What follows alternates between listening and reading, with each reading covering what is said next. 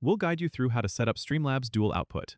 If you find this helpful, consider subscribing and liking the video.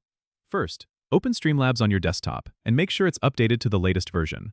You need to head over to the settings by clicking on the gear icon at the bottom left of the interface. Once you're in the settings menu, go to the Output tab. Here, you'll see the option for output mode at the top.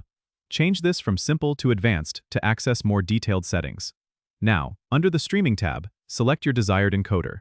If you're using a decent GPU, NVENC is a great choice for better performance. Scroll down to find the Audio Track option, where you can select multiple tracks if needed. Next, switch to the Recording tab. This is where you'll set up the dual output.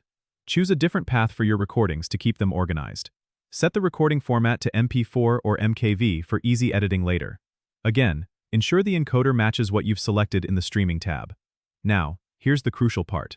Make sure Rescale Output is unchecked in both Streaming and Recording tabs, unless you specifically need a different resolution for one of them. It's also a good idea to set a recording quality that's suitable for your setup, like indistinguishable quality for high-end PCs. Don't forget to adjust the audio bitrate under both tabs to ensure your audio is crisp and clear.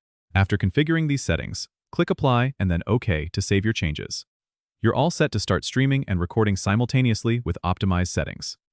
Don't forget to subscribe and comment if this helped you out.